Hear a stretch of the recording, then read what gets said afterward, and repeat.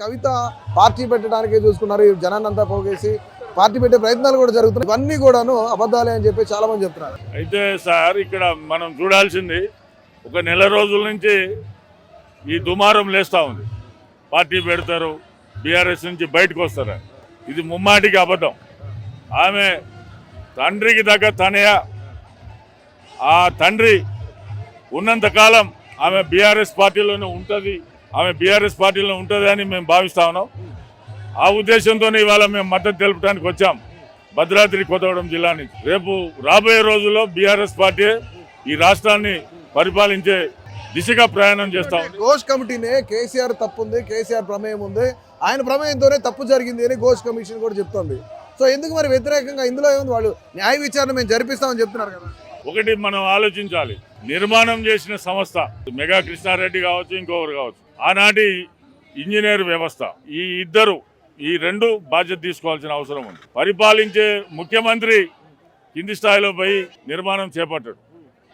ఆదేశాలు ఇస్తారు, ప్రభుత్వం ఆదేశాలు జారీ చేస్తుంది. అక్కడ డ్యామ్ కట్టండి, ఇన్ని కోట్లతో కట్టండి, నిర్మాణం కట్టండి, స్టాండర్డ్ మెయింటైన్ చేయండి. స్టాండర్డ్ మెయింటైన్ చేయాల్సిన బాధ్యత కాంట్రాక్టర్ది, చేపించాల్సిన బాధ్యత ఇంజనీర్లది. ఇది ఆనాటి ముఖ్యమంత్రి కేసీఆర్ గారిది కాదు. కాళేశ్వరం నిర్మాణం తలపెట్టాలనే ప్లాన్ కేసీఆర్ గారిదే, కానీ నిర్మాణం చేయించే బాధ్యత ఇంజనీర్లది, కాంట్రాక్టర్ తీసుకోవాలి.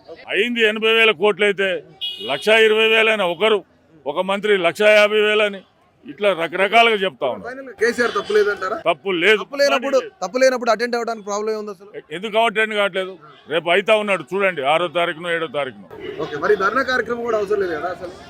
నిరసన తెలియపరచడం అవసరం, ఏం జరుగుతూ ఉంది అని ప్రజలకు చెప్పడం అవసరం. దాంట్లో భాగంగానే ఇవాళ ఈ నిరసన కార్యక్రమం చేపట్టింది జాగృతి సంస్థ ఎవరైతే నడిపిస్తా ఉన్నారో కవిత గారు. ఇది ముమ్మాటికి కరెక్ట్ అని నేను భావిస్తా ఉన్నాను. తెలంగాణ జాగృతి సంస్థలో మరికొంతమంది మనతో ఉన్నారు, సభ్యులు ఉన్నారు, వాళ్ళతో మాట్లాడదాం. అన్న చెప్పండి, అంటే దీని వెనుక కేసీఆర్ ఉన్నారు, కేసీఆర్ ఇవన్నీ చేస్తున్నారు ఒక ప్రచారం జరుగుతుంది. మరొక ప్రచారం ఏంటంటే కవిత జాగృతి అనే పేరు మీద ఒక పార్టీ పెట్టబోతున్నారు, పార్టీ నుంచి బయటకు వచ్చి బీఆర్ఎస్ నుంచి బయటకు వచ్చి పార్టీ పెడుతున్నారు. దానికే ఈ యాక్టివిటీస్ అన్ని పబ్లిక్ని మొబిలైజ్ చేయడం కూడా జరుగుతుంది. ఇదంతా కుట్రపూరితంగానే జరుగుతుంది అని చెప్తున్నారు. ఏం చెప్తారు దీనికి? ఇప్పుడు ఇక్కడ ఈరోజు పెట్టినటువంటి ధర్నా ఉద్దేశం ఏంటంటే కేసీఆర్ గారికి నోటీసులు ఇచ్చిండ్రు, కుట్రపూరితంగా ఇచ్చిండ్రు, ఉద్దేశపూర్వకంగా ఇచ్చిండ్రు అనేటువంటి ఉద్దేశంతో కవిత గారు ఈ ధర్నా చేపట్టడం జరిగింది. కేసీఆర్ గారే మా నాయకుడు అని చెప్పేసి వారు చాలా స్పష్టంగా చెప్పడం జరిగింది. కేసీఆర్ గారు మా నాయకుడు, వారి నాయకత్వంలో పనిచేస్తాను, నేను వేరే నాయకత్వం నేను పనిచేయనని చెప్పేసి వారు చాలా స్పష్టంగా చెప్పిండ్రు. తర్వాత పార్టీ పెడతానని లేదు, పెట్టాని కూడా అనలేదు.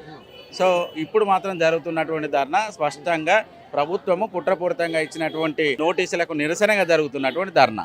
ఇందులో చాలా పెద్ద ఎత్తున తరలి వచ్చిండ్రు మా తెలంగాణ జాగృతి శ్రేణులు. కాళేశ్వరం ప్రాజెక్ట్ అనేది చాలా పెద్ద ప్రాజెక్టు, ఆసియా ఖండంలోనే చాలా ఎత్తిపోతల పథకాలలో చాలా పెద్ద ప్రాజెక్టు. దాని ద్వారా లక్షలాది బీడు భూములు అనేటి సస్యశ్యామలమైనటువంటి పరిస్థితి.